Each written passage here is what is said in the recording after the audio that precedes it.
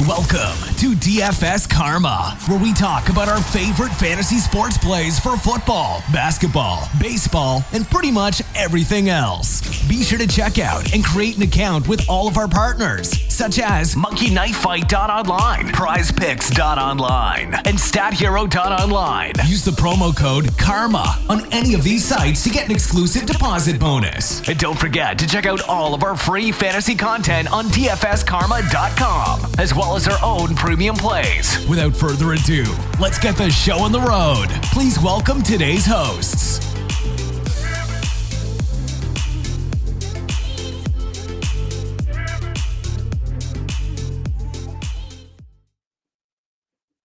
Yo, what is up, Karma Nation? Thanks for joining us on the next edition of the Teeing It Up podcast. I'm your host, AC, with DFS Karma. I have my co-host, co-captain, Sam Sherman. Sam, it is Taco Tuesday. I know we were just talking about a little Taco Bell off the air. How are you doing tonight?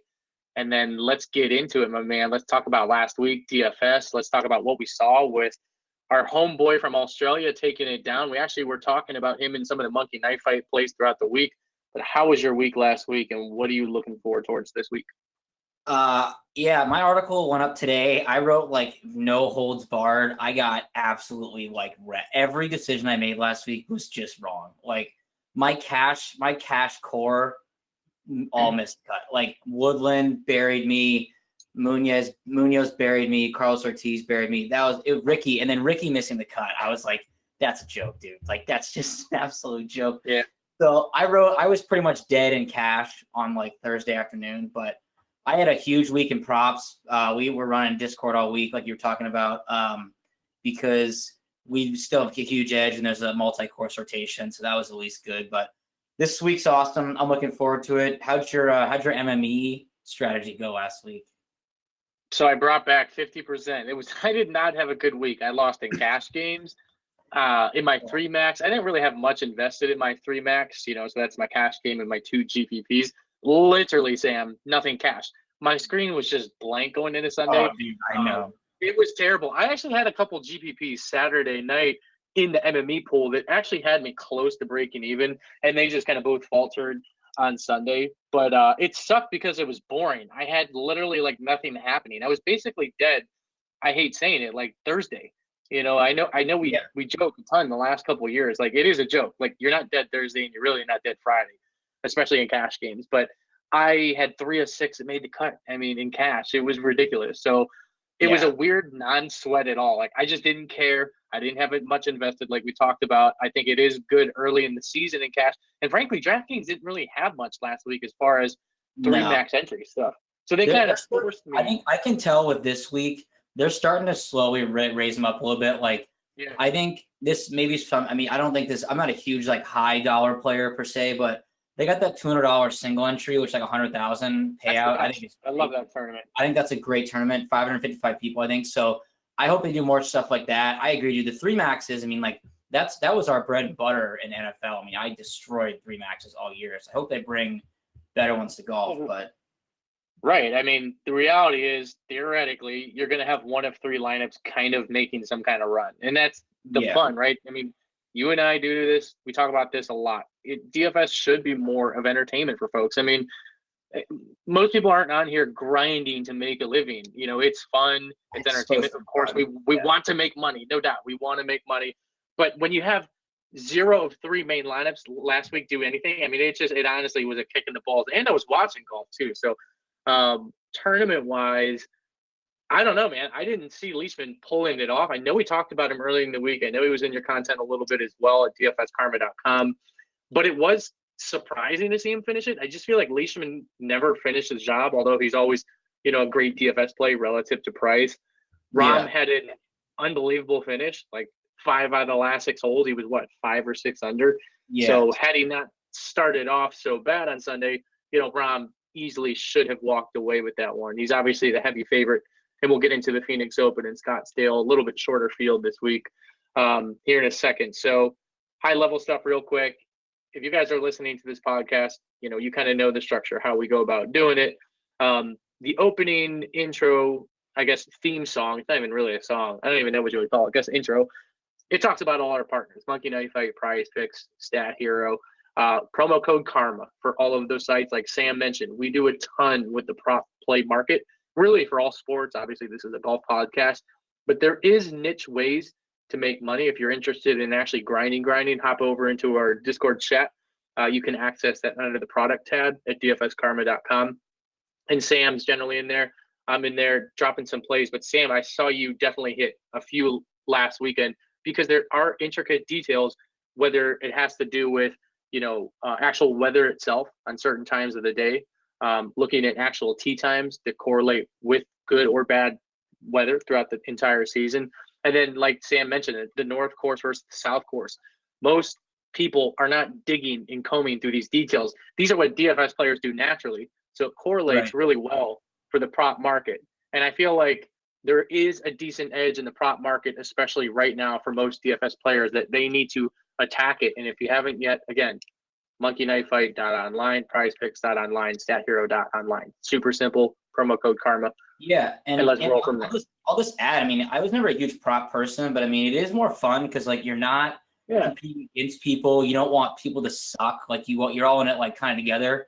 And I was gonna say, if you've not joined Discord, the price for admission would have been my tilt that I put in there this past weekend was like an all-time. Like I just lost my mind. Like I don't even know if I saw that. Oh no, I just went on a rampage and like Travis jumped in there. Was like, "Oh, punt plays are right," and I was like, "Shut up! Like, get out! I don't care about your." Oh my god, I just lost my mind. So it's tough when you put in a lot of work in DFS. Dude, I mean, DFS is tough with rate. But yeah, you're right. Props, great way to get new action. I mean, we can't stress it enough. I mean, if you need to learn more, we do write free content at dfskarma.com for the props, but also just hop into Discord. You'll see the plays. We'll teach you how to make them. Mm-hmm. All right, let's get into the Phoenix Open. Heading to Scottsdale. I think, Sam, the one thing I want to do a little bit more this year is talk a little bit more storylines on things. So, we kind of talked and closed on Leishman there. I don't know. I mean, I feel like the big storylines headed into Scottsdale are you're going to hear the same industry jargon. I've listened to a few pods this week, the first time of this calendar year. Clearly I feel like there's this vibe around, does this XYZ player live in Scottsdale? The only negative takeaway I have listening to that stuff is most of these guys generally have lived there or lived there somewhat in the offseason. I mean, it's Scottsdale. It's like living in Florida. Yeah. I mean, for most of these golfers. So I don't look at that stuff too much in all seriousness. I know Arizona State went there as well. So let's get started from the top range, top pricing on up. We'll start with Hideki. We'll start with the 5 figures. That's what we like to do, DraftKings scoring. Speaking of DraftKings, guys, Super Bowl weekend this weekend. There still is a ton of money in the NFL market. And we actually have at betkarma.com, our own site. We can sponsor our own site, talk about our own site. We have partnered with DraftKings. They are a premier sponsor with us. So again, DraftKings is a sponsor. There is a $3,000 free roll. You just got to go to dfskarma.com and click the banner to join. Literally $3,000, guys. It's a free roll. So again, check it out this weekend. It's free money, $3,000. All you have to do, dfskarma.com, click the banner up top and join. Free money, $3,000. Shout out to DraftKings for that. All right, 10,000 and above, Sam. My quick thoughts are, before I ping it to you, I would assume it's Hideki, it's Webb, and it's Rahm, but I know the people's love Fowler. I'm just not playing Fowler. That's my quick 2 cents on that. I think I'm going to be fading him. I know he's got really good history here, but he's not striking it well. And at the end of the day, I can't play everybody, right? Yeah, the only way I'll get on Ricky is later on, tomorrow. If I see that people are actually not really playing him, I'd play him in an MME style or 20 max. I'd play him in a couple of them, but yeah, I'm hoping people are off him just because people like me who are sour that he missed. I put in my article also missed 5 or 6 putts on Thursday inside 6 feet. That was awesome, but I mean that's the way I play him. I agree though, he's not my favorite play up there. With regards to the whole JT Rahm thing, I mean, it's similar to last week. It's like Rory Rahm, where both are good plays. I'll probably play JT. If nothing else, I love a narrative that he has Mamba mentality on the back of all of his irons this week, so that means he's probably winning. Wait, what?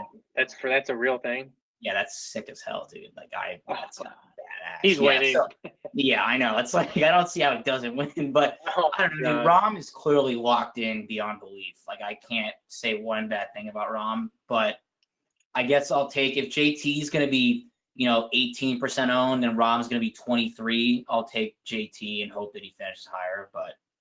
And then cash wise, I like Webb and Hideki. Hideki, you can't argue with the form. I mean, it's absolutely insane, but I think I do prefer Webb. He just does everything well, like literally everything. Yeah, I mean, for me, it's JT. I did not know that. He ranks number one in my model pretty much in every way I kind of trim it up. I keep trying to tweak the model a bit and seeing if different things spit out. But, I mean, it's JT. It's kind of not close for me. So I'll be anchoring him this week in GBPs. I'm not sure I'll play him in cash. I really like the combo of just playing Hideki and Webb in cash this week. It's something I rarely do. This is just one of those weeks that I just kind of see a gauntlet to compare both. The seems so high, like so high. I totally agree. The way I think, you know what it is? I'm coming off last week and I'm like, all right, I got punched in the face last week. Oh. I'm not going down with a bunch of scrubs. I'm at least anchoring my freaking damn main lineup this week around horses. Did I know if I go down with Hideki, then whatever. I'm destined to be going to start the year. Yeah. I mean, so for me, and we'll get into them, it's because, I mean, I'm fine with that because I don't really I can honestly look, I'm looking at my screen right now. I don't like literally anyone in the 9K range. Yeah, it's a weird week. Usually it's pretty packed. Usually I'd say 9 out of 10 times, I come on here, you come on here, and we're talking about guys. Cash lineups, don't be dumb, pay down. Maybe next week I'm going to replay this clip and yell at myself because this is something I don't do in cash games, but I think it's what I'm going to do this week. But to your point, let's start rolling down to that next range. At the end of the day, any of those guys up top can freaking win. I mean, that's just like in any given week. All right, I want to touch on Finau. Obviously, this is my boy all the time. I think you're a fan as well. He's going to score DraftKings points, yada, yada, yada. However, I think I'm fading Finau, and maybe this kills me. Like, this could be 2 really bad weeks in a row. I would assume he's going to be popular because it's Finau. He's literally always popular. And the thing that kills me is he pops in my models. Everyone loves that, TM proprietary language there, popping models. But I just don't think he likes his track, man. I mean, course history is a thing at some point in time. He is a really laid-back Mormon dude, right? I don't know, man. Like, I feel like I need to fade Finau. I feel like I'm fading Kuchar. I feel like I might even fade Xander. I mean, I don't know. There's a lot of unknowns that I kind of want to just not attack everybody and just keep going down below and keep playing the guys up top. I think it's going to be truly a star and scrubs week to actually take it home. Yeah, I mean, I never play Xander. If I were to play one of those 3 you just mentioned, I'd play Xander. Yeah, dude, Finau's missed his last 4 cuts. It's funny. I heard it on Mayo's podcast, and I think it's so true, where he's like, I literally think Finau comes down here with this party and people are getting blacked out, and since he's like a Mormon, he's like, he just can't hang. Like, he just is like, I don't know, maybe it's that, maybe just he loves hitting in the water. I have no idea, but I'm not playing Finau either. My thing, I wrote in my article I could see happening is Finau, everyone's talking about they're fading him. And what I could totally see happening, and same thing with Ricky, is like everyone's like, oh, I'm fading. And then on Wednesday, it's like, oh, well, no one's playing him. I guess I'll just play him. And then he's 20% owned. Like, Kuchar, no. Kuchar, he's kind of looks out of whack. I know he's had fine finishes, but he has not been hitting it that well. I think he just missed the cut at the Sony, didn't he? I've never seen Kuchar's stats in the last few years since being a part of Fantasy National and looking through all this stuff. Like, he's never looked this bad. And I know. Whatever, if he has a good week this week, I don't care. I'm just not playing him. Like, no, we talked about this last year. You got to take stances. You can't play everybody. I'm not playing him. The one guy in this inch I do have, and I want to ask about another guy who's exactly 9K who I never play, but Woodland, like, he has great course history. He ranks high for me, as you will for a lot of people. I can't gauge how popular he'll be. I hope people have set bitter taste from last week. I mean, he hit the ball fine last week. He just obviously missed a lot of putts, as he normally does. But I have no problem going back to Woodland. I don't know why he's so cheap comparatively. Like, why is Kuchar more expensive than him, or Finau, who doesn't win? Like, I don't really get that. But so what I will say about him is I'm kind of kicking myself for playing him last week in my main lineup because we were actually on this freaking podcast and I said well, I'm going to play Finau. I would never play Woodland in a main lineup scenario when I could pick. But of course, my dumbass switched, and I ended up playing, Woodland. So the only thing that concerned me going into last week where I had hesitation was he actually is not looking like the Woodland of old. I think he's more off than we think. I think he's kind of held it together a little bit with the Tournament of Champions, which that's a small field, the Hero. We don't even have stats from the Zozo Championship, but he's been kind of off for a while. I think he's still going to be owned because it's Gary Woodland. I think he's somebody I'm actually going to be fading as well for the most part. I'll have a small exposure, but not much. He's going to rate – this guy's going to rate out for people, and I get it. He rates out well for me too. I am not playing a chalk Bubba Watson. Oh, I like Bubba because I like Bubba. Bubba's 3 years ago before you were born, I think, are part of the Karma Network. Bubba won me multiple outrights. It was just the year that I hit on him. He won me big in DFS. I always have this love affection for Bubba, and I'm never gonna say no. And honestly, dude, he's trending. He's trending in the right direction. You can't ignore him. I've seen this play before. He led in Tee Green last week out of the entire field with Tom Hoge, and I don't know, dude. I know he's trending. I don't think you can fade Bubba. You can't fade Bubba this week, especially he's got good history here. You can get away with it out of bounds here. This is the type of course that hasn't he won here? He may have. He's got great history. He should be chalked. 9,000 will make people think. My only reason to fade is just because if he were to get 20% owned, I have no interest. That's a lot, Bubba. I hear you. How about your man Sned? You played him in cash. That was a good play by you last week. I kind of questioned you on that. Not question you, but like to give you shit. So you definitely won that one. We came in third place. Sned seems to be in a better place than people think. I think I always underrate him. And I think for that same aspect, no one's going to play him this week because people are going to play him. People are going to play Bubba, like you said. So, Sned's is kind of falling right in between them.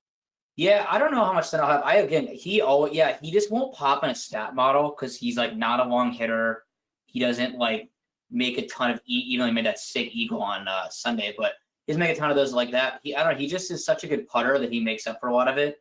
And that's the kind of thing that people say it's unsustainable, but he just is really good. I don't know if I'll go back to Sned. Hard to imagine him having a back-to-back weeks like that. I would much rather he just said he'll be chalk, but Sungjae Im is just such an elite play. He's so good. I don't know why he's 8,800. He's going to be mega chalk. He's going to be chalk. Yeah, don't care. He could be 10,000. I'd play him. He's going to win so soon. He actually surprised. The dude just scores. He ranks 10th in DraftKings points and 6th in birdie or better percentage gains. This guy just scores points. That's what you want. Yeah, in his last 5 events in this field, he has the 6th most DraftKings points per. He has almost 90 per tournament. He's only missed one cut. His last missed cut was the British Open. So AC, you playing any Spieth? I was just clicking his name to look at his course history. The reality is, I think I'm going to consider it, especially I'm going to check ownership and what I'm going to do for our Discord subs.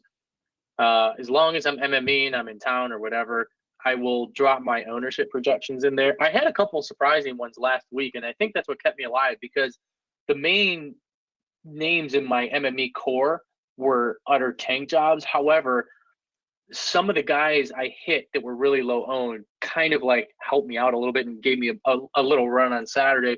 And I think Spieth is one of those guys I'm going to look at. He's got 2 top 10s here. It's Spieth, dude. At one point in time, he's going to string 4 good rounds together. He just is. So it is a gamble. But if he's 3 to 5% owned, I might just go 8 and double it, right? Nothing crazy. But I think that's how I'm going to start approaching him. I've been full fading him for, I feel like, a year now. But I might start taking 2x the ownership because it's always so small. Right. And someone like him, I'd rather be ahead of the game than get on him after he has a good tournament. A lot of people hate Spieth. I don't really even know why. I guess he's kind of whiny, but I like Spieth. I wanted to do, I don't know what happened to him. If someone just murdered him in his head, but I want him to come back and, get out of that dark place. But I don't know. One guy I like just below him, I really hope because of one missed cut and I faded. I was really confident to fade. And I think he'll be not as chalk as Hovland's going to be. I love Scotty Scheffler. He makes so many birdies. He's so good. Yeah, you were on him earlier this year. I don't think anyone – I shouldn't say anyone. I don't think he'll be as high-owned as you think, which is a really good tournament play. I think it's a great leverage play. As you know, Sam, in this DFS bubble that we live in, people get scared off the MC. Like, he had a miscut, big deal. But I'm with you. I mean – oh, totally. Go right back to that well. Don't be scared. Victor Hovland's going to get a ton of freaking love this week. He ranks high probably in a lot of people's models. What does he rank in your model? I'm just curious. I take mine based. Yeah, I have like a mix. He ranks 34th for me, so like not great value. It's also because he doesn't have a ton of measured rounds, but right. He's so good. I really like Victor Hovland. I just don't want to eat the chalk. He's traveling. He actually hasn't been like having finishes as great as everyone thinks. I mean, like he's not been like lights out, but I mean, he's good. I don't blame anyone. He's off the tee game is insane. He makes a ton of birdies, but I'm just eating so much other chalk that I can't really go there either. Plus, so never played here. This data can be misleading, especially early in the season. We talked about this last week, so I'm kind of trying to look the other way. I'm trying to like peek at it, but I will say in the model that I'm running with right now, it's definitely, that's why I asked you without revealing mine. My model is way different than yours, I think, right now. I'm definitely going more long-term, just like I did last week. And who knows, maybe that's why I got my ass kicked last week. Maybe this is the wrong approach. But he ranks second in my model. He ranks second in my model for really some of the key categories I'm looking at. And it's more of historical. And doesn't shock me. I think he just came over from isn't he coming from overseas right now? Which is it'll drive people away. Yeah, him and Bryson just played in Dubai like a couple days ago. Okay, so Hovland to me just top 5 in approach, ball striking, opportunities gained, which is huge. Tee to green, third and first, and off the tee. So I think he's going to gain some ownership. I think people won't play him in cash though, which I don't think you need to play him in cash. But anyways, I like that play a lot for a tournament. The other two guys in this 8K range, I actually definitely will go back to Ryan Palmer. I bet you people won't play him because he sucked up Sunday. He's like been playing well. He just loves the water, which is a little concerning. So I wouldn't play him in like cash, but I bet you Ryan Palmer is like 7% owned. I love that take. It's so true. People see him sucking ass on Sunday, and then they just don't play him. But he played well all week. No, dude, I'm with you. I mean, talk about it kills me when someone wins. Everyone's like, total fade. Can't play him after a win. It's like, doesn't that mean he's like in the best form he could be in? Yeah, I mean, I don't know right now. 3 max entry. I feel like even myself, I'd stay away. See, there you go. Like I'm your perfect test dummy right there. If I'm staying away, the general public. Yeah, but in a 20 max, why not take him in 4? And you're like triple the field. Yeah. Yeah, I don't know. That's just one. Again, not that he's a slam button. And then one of my favorite guys, ever, and I've already bet. I already know it. Matthew Wolff is just so good. He's just. Oh, I thought you were gonna say someone else. Oh no, my boy is not even. Dude, he's so my guy is so underpriced, and we haven't gotten to him yet. You talking about Mr. Corey Connors? I sure am. God, he's so. He ranks 3rd. Hey, Corey Connors ranks 3rd in my model, 9th in ball striking, 8th in opportunities gained, which is clutch. Second in green in regulation. Imagine if he was an average putter. Well, putting gets negated on a track like this, right? I mean, this Hideki? Hasn't Hideki won here a couple times? He's won here, dude. Hideki's form, just in case, like you'll hear it on every pod. Hideki's form in this course, excluding the WD where he like broke his wrist, 15th, first, 2nd, 4th. Yeah, that's wild. I mean, and you're right. Literally, I forgot. You're right. Every pod will talk about the same thing there. But I think it is funny. That's just absurd. I wonder if Connors is going to be chalky for cash. That's the thing I'm curious about. Yeah, because I want to play him in cash. I have had already locked him into my cash and my main lineup. I am concerned. Like, it's all a narrative, and there's no data to back it up. Like, anytime a guy in the 7K is like chalk, it's just meant to go bad. Like, a classic example is like Lucas Glover lives in the 7K range. Anytime he's chalk, he shoots like 10 over. So, yeah, I don't know. I will not. I mean, Matthew Wolff and Corey Connors are like almost locks to be my main lineup. Like, that's like 95%. God, Connors, man, if he could just putt, you're right. It's so tilting because he's always right there. He's like Keegan, kind of. I mean, it's like I have to watch again. Unfortunately, now we have shot tracker all 4 rounds. I'm going to see like Corey Connors, 184 yards to the pin, and then it's like 6.2 feet to the pin, 3 putt. It's like, oh my God, I'm going to lose my mind. Speaking of shot tracker and things that you wouldn't be surprised at, what if I told you ESPN 30 for 30? What if I told you I've never even opened shot tracker in my life? Dude, how do you live tilt without shot tracker? Do you just I mean, I have looked at it before, but I know people are absolutely obsessed with it. I don't know, man. I got so much that I'm freaking doing it. I feel like I don't get into it because I know I'll stare at it all day long for 4 days. I feel like that's the trap. I'm so guilty. I'll tell people on Discord, I'm like, do not like leaderboard watch. You will literally cause you to die. And then I'll look and I'm like, I have people like DMing me. It's like, 4 days. Oh my God, he doubled the first hole. Like, we're screwed. I'm like, dude, it's relax. It's 1 hole. I love those people on Discord. It's like, guys, come on. Dude, people were tilting me the other day or a couple weeks ago, and then like about how my cash lineup sucked, and then it went 6 for 6, and I was like, this is what happens. That's right. This is what happens. Like it's up. Yeah, who do you like in the 7K? I've been kind of dominating these takes, but who do you like in the 7K? I have a couple guys, but I'm interested to see if you like who I think is going to be mega chalk at 7,600. Well, it's probably Ben Ann, and he can't putt either, so there's more tilting territory. But again, if I'm going to play Ben Ann, it's such an easy play because you play him in your main lineup. I'm guessing that this is what I'm going to do. I have not submitted a main lineup, but I know the way I'm constructing, I'm going to need guys in this range. If everyone's playing him, I feel like I can still cash with him missing the cut, if that makes sense. And I'll have like maybe minimal ownership in my GPPs with him, obviously. But yes, I'm probably going to play him, and I'll be a sucker. He is historically good. I feel like in the desert tracks, though, if I'm not mistaken. Yeah, he is. No, and he's had great history here, and everyone likes him. And I don't know, dude. This sounds like a chalk bomb. I mean, my ranks, like he just has this ball striking that everyone talks about. In my opinion, has not been that spectacular recently, at least not comparatively. But maybe that's just my bad take. I don't know. I never play Benny Ann just because he's so frustrating. Oh my God, he lost 7.5 strokes putting last week. His approach wasn't that bad. His off the tee game was really bad, actually. No, I mean, again, Benny Ann will gain like 62 strokes ball striking in 4 rounds and lose like 18 putting. It's amazing. It's like an anomaly. It doesn't seem possible. I will say it's not good to see his last 4 events, his off the tee game is actually not that well. No, that's interesting to know. I'm just saying, like, he's not. It's my take is that like he's not a bad play, but he's not like an elite play or a mega value in my opinion at this price. Who else are you looking at in this range? I have some interest. I play Vaughn Taylor like every week. He's just always Vaughn Taylor. Dude, he's like not gonna win, but like he's like safe, at least normally. I mean, I think he's made the cut here 5 straight years.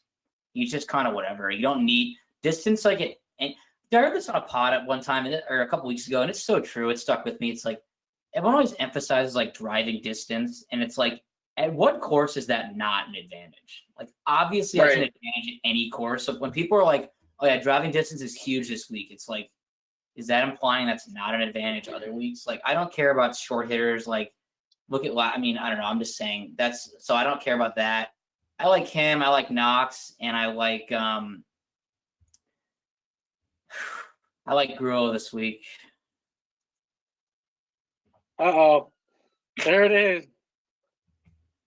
Dude, Gruo, did you hear the police siren? Don't like freak out, but he's gained strokes putting in his last 2 events. Did you hear the police siren though? Yeah, it's just like I wanted I wish like on the screen you could pop up like the face with the cross through it and be like, no Gruo.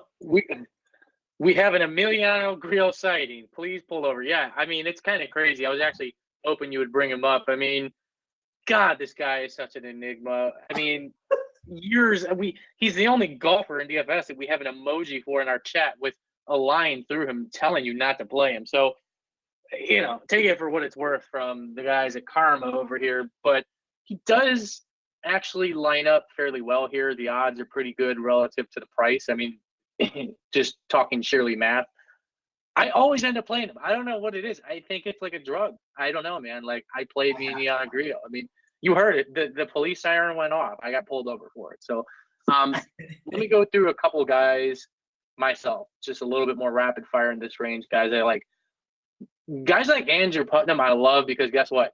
The average American DFS player does no clue who he is.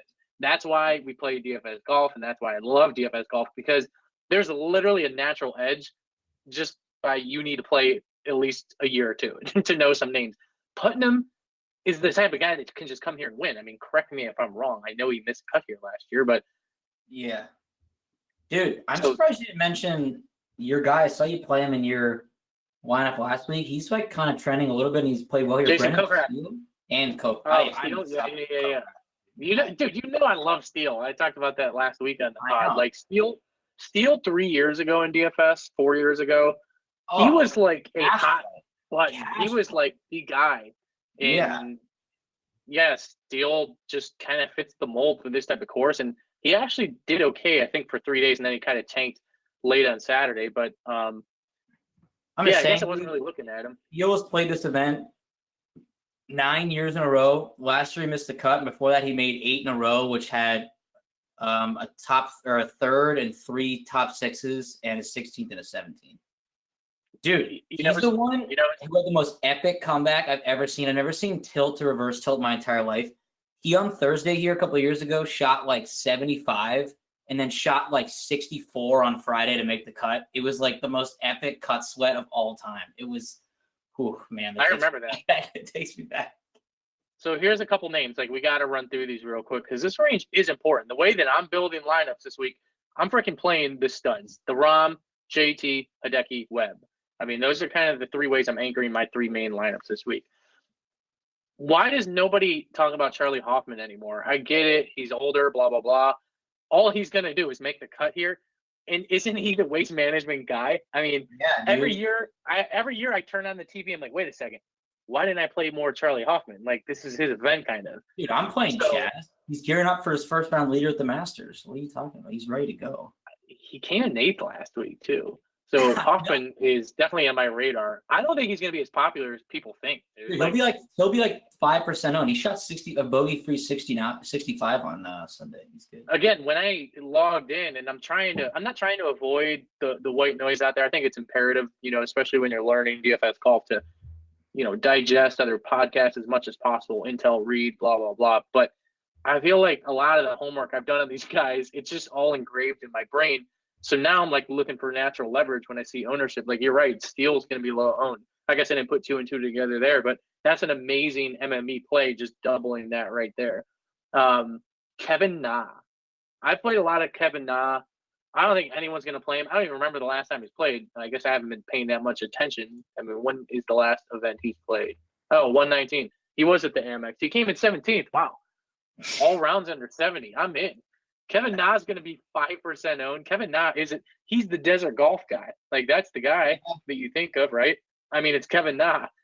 Kevin Na is a world-class player. He has win equity. He's going to be 3% owned, right? So like there's these randos. I want the guys that are 5% less and owned. I'll just take a chance on these guys in tournaments, pair them up with the ROMs. This is the only way your line is really going to get unique, in my opinion, this week. Who else? Hoagie's been on fire. Sabatini's right there. Yeah, Billy Marshall's cheap, man. That's cheap for Billy. I was gonna fade old Tom Hoge, but dude, he's playing too well. He really is. I mean, his approach has been insane. Well, he's a purist with his irons, right? I mean, I feel like we saw that coming on. This is like a nerd of me coming out. His swing is like gorgeous. Yeah, just let you know. Beautiful. I know you're a shitty golfer, so you should mimic his swing. I'm trying to get better. I got to freaking practice on Sunday coming up. So I'm actually playing in Phoenix not this weekend. The following weekend I'm playing. I'll let you guys know in the next podcast where it's at. It's in Scottsdale though, so I'll be down there. I played in Scottsdale last year. This course, it's fun. They had the thing set up. Yeah, I played the course before. I played it in the 16th hole. Where was the stadium there still? Yeah. So how funny is it when you're there and there's people like silent. cleaning up and stuff? Yeah, but they all get silent for your shot, and you're like, oh shit, there's 5 people watching me. That's cool. I will go back because I can't quit Carlos Ortiz. I don't care that he missed Oh God, no, I'm not. All right, I'm back. Not after what he did to me. You know what? Screw Carlos Ortiz. He's one of those guys. When I freaking played him in cash, literally at 8:05, he didn't even tee off, and I was like, I made a mistake. I just knew it. Like, why am I playing Carlos Ortiz in a cash lineup? So that was my mistake last week. Dude, I mean, I ran my luck. I had played him like 6 weeks in a row, and he'd done well. I mean, my luck ran out. Like that was just I flew too close to the sun. Joel Dahman, no one's gonna own again. He's 7,100. That's my dude. Dude, Dahman might be a cash play. There's a lot of weird guys right here in this range. The more I'm looking at it too. So there's Kyle Stanley, my boy, but I probably won't go back to that. Well, he's not looking well. Taylor Gooch, Tringali seems 6,900 right next to Chesson Hadley. He's got a lot of miscuts here though. I think Tringali is the only guy under 7K who I could possibly play in cash. His history isn't good. He's such a good iron player. Like he's such a good iron player. Well, Harry Higgs will probably be popular, right? Yeah, and I will not be playing him. You don't think he's gonna be that popular? No, he will, and I'm not playing him. I'd rather play Chesson Hadley, who's like weirdly kind of playing well.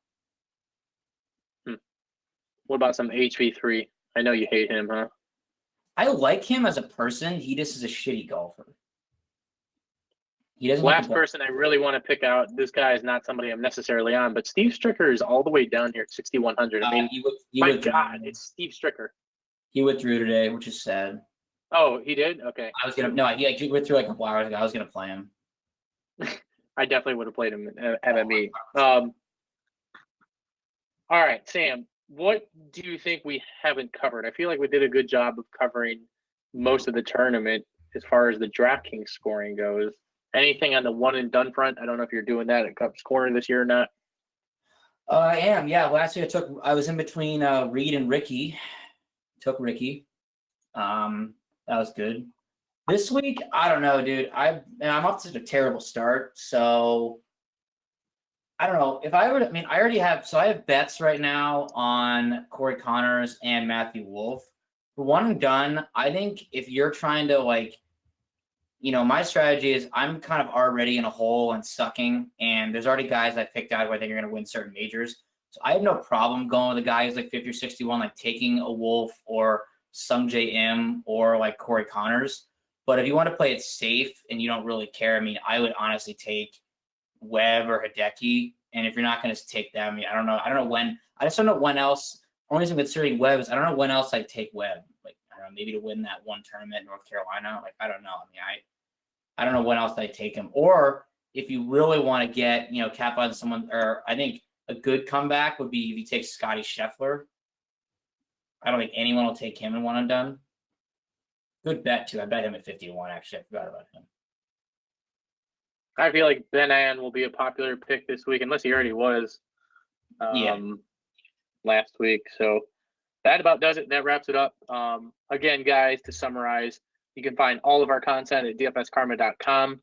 Stay tuned for the DraftKings Super Bowl link that we have. It's on our website, the banner up top, $3,000 free roll this Super Bowl Sunday. So again, click that, check that out. Good luck this week. Shoot us over any of your winning screenshots on the Twitter machine to the DFS_Karma account. Thanks, guys. See ya.